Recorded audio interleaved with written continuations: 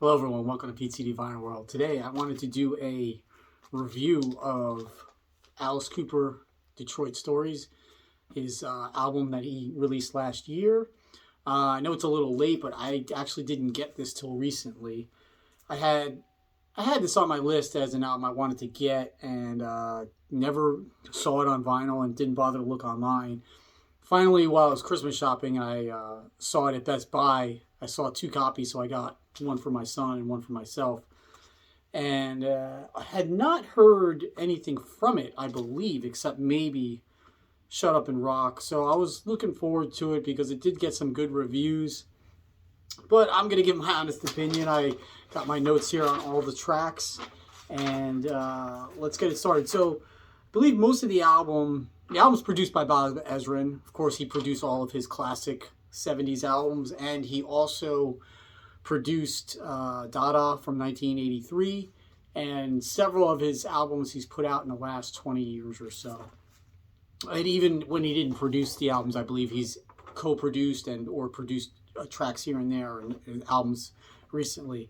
So the album, I guess, features the basic tracks have his regular band that he tours with. Guitar player Tommy Hendrickson on all of the tracks and also has guests on each track. So as I go through the tracks, I'll name the guitar players he has on them. So the first track opens up with cover of Rock and Roll from Lou Reed. And it's like, at this point, it's almost like, do we need another cover of this song? It's an okay cover. Steve Hunter and Joe Bonamassa play guitar on it. They don't do anything spectacular. In fact, I don't even remember if there's a Bonamassa guitar solo on it. It's an okay cover, but do we really need it? It goes on way too long.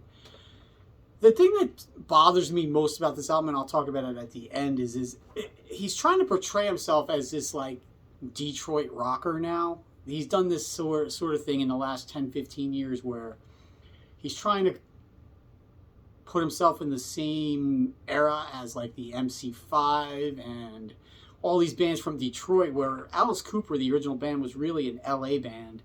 They were more glammy and they weren't like as rootsy as he's trying to portray himself back then, I guess. I don't really get the whole concept of what he's trying to do here. Anyway, Go Man Go is the next song. It's pretty good song. Wayne Kramer on guitar and Mark Farner from Grand Funk.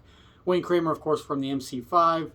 He plays on actually most of these tracks. There's nothing distinguishable about his tone or guitar style. You know, there's nothing really punky on this album, so it's kind of an odd choice. This track is one of the better tracks on the album. It would definitely fit in on the Killer album. I hear like a lot of influence from that album on there. Next track, Our Love Will Change the World. This is kind of like a silly, happy song. It sounds exactly like the theme song from the Muppet movie that came out about 8-10 years ago. I can't remember the song, but it sounds exactly like that. So I know Alice has done a lot of silly songs in the past, but they're silly in almost a creepy or weird way. This is just outright silly, and I don't know what he's trying to portray here. Maybe trying to be Beatle-esque. Next track, Social Debris. This one features the remaining members of the original band except Glenn Buxton, who passed away.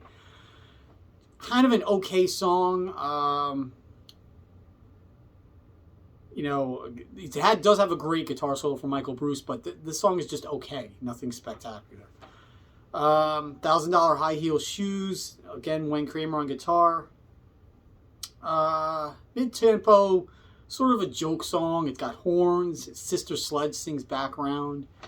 Again, another just an okay joke song. So then we get, okay, by the way, this is on a double 45 RPM vinyl, which, why would you need to press this on double 45? The production is just like, okay, it's nothing spectacular, even though it's Bob Ezrin. I'll get to more of that later on. Hail Mary's the next song. It's an okay mid-tempo rocker. Again, Wayne Kramer and Mark Farner on the guitar. Nothing distinguishable about the guitars that make you say, oh, wow, those guys played on it. So the last track on the first LP is a remake of the song Detroit Rock City, which was not Detroit Rock City, Detroit City, not to be confused with the Kiss song. This was on an album in the early 2000s. I believe it's from The Eyes of Alice Cooper, but correct me if I'm wrong. Wayne Kramer and Mark Farner on guitar. Finally, after all that, you get a really good song. It's the last song on LP1.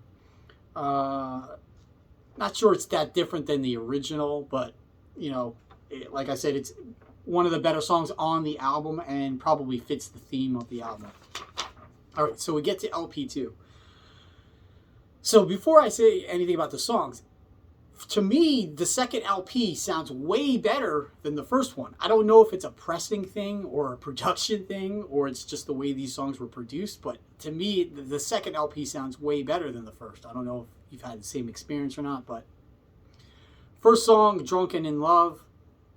Joe Bonamassa plays guitar on it. It's a generic bluesy rocker. Okay, nothing spectacular. Independence Dave, up-tempo bluesy rocker, kind of silly and theatrical. Maybe would have fit on like School's Out, that type of thing. The next track with the original band is called I Hate You, and all three of the other guys, Michael Bruce, Neil Smith, and Dennis Dunaway, do trade-off vocals with Alice as well. Another kind of silly joke song. And really, the two songs that they're on, the original band, it's kind of a waste. They should have, in my opinion, had them redo Detroit City and one of the other songs that's much better. The two songs are just not that good that they play on. Next song, Wonderful World, is Wayne Kramer again on guitar. This one has more of an industrial feel, kind of similar to what he was doing on Brutal Planet, Dragon Town. But it doesn't really go anywhere. The chorus is okay, though. It's just an okay song. So then we get to side 4, which to me is the most enjoyable side. So you have to go through 3 sides of just like mediocre songs. Sister Ann, first song, Wayne Kramer, Mark Farner play guitar again. It's a mid-tempo rocker. It's pretty good. Would have been a good opening song if they had not done the rock and roll cover. Up next, I think, is the best song on the album, Hanging On by a Thread. This has Wayne Kramer and Steve Hunter on guitar. This one is really classic Alice to me. It's probably the best song on the album by a mile, really. Reminds me of something sort of in the Last Temptation / Brutal Planet era, but not as industrial. But really good song, really good lyrics. Next song up is Shut Up and Rock. It's kind of an up-tempo rocker. It's a little cheesy, but nothing you wouldn't expect from Alice. Almost hear like a Ted Nugent type vibe, especially with the lyrics, how don't talk about politics and blah, blah, blah, just shut up and rock. So that one's pretty good. And then the last song on the album is a cover of East Side Story from Bob Seger. Wayne Kramer plays guitar in it. This song's pretty good, and really it's probably the second best song on the album, in my opinion. I'm not really familiar with that early Bob Seger stuff. I believe it's called the Bob Seger Movement or whatever it's called. But yeah, overall, this album I would say is pretty disappointing. I mean, I wasn't crazy about Welcome to My Nightmare, the second one, but I think this one might be even a little worse. And really, don't understand why they needed 15 songs, why it needed to be on a double album. Should have easily got rid of 3 or 4 songs and just made this a single album. It didn't need a 45 RPM pressing. Nothing spectacular about the production. Like I said earlier, this whole idea of Alice being this Detroit rocker and this is what he did. Like, his early stuff doesn't sound anything like this. There's a couple songs that touch on his early sound, but those are the better ones on the album. And as far as the covers, you know, he does a lot of that stuff in the Hollywood Vampires. So why do that on one of your albums? And like the Bob Ezrin production, you would think there'd be like a lot of bells and whistles like there was on Welcome to My Nightmare or some of his other 70s albums. That's just not in here. I mean, overall, it's okay. I would probably give it out of 5, really. Like 2.5 stars. just for the two really good songs, Go Man Go and Hanging On by a Thread. I mean, most of the other ones are just like sort of like a one and done, or like okay, nothing horrible, but just nothing makes you want to listen to this again, really. And it's pretty bad that one of the better songs on the album is a remake of the song he did like 15 years ago. So, just giving my honest opinion, I know this album got like really pretty good reviews, actually. And I'm just not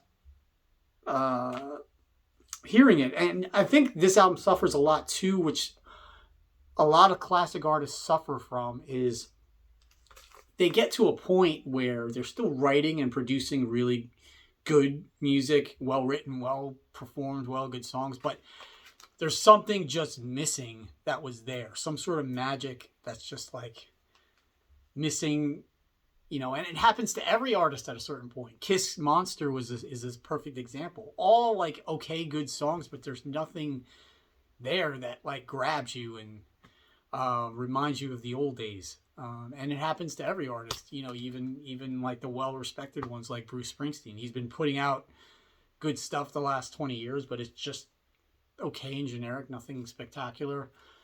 So I guess that's what just happens to a lot of artists. And he's put out a lot of albums in the last 20 years, so I don't know if it's a case of him just putting out too much music. I think that's sort of what I believe. But yeah, I'm hoping to do a Alice rank the albums at some point. I have to pick up some more. I don't have a lot of his newer ones. I don't have. So once I get those, I'll try to do a ranking of his albums. But if you like these videos, please subscribe, and I'll talk to you guys later. Thanks.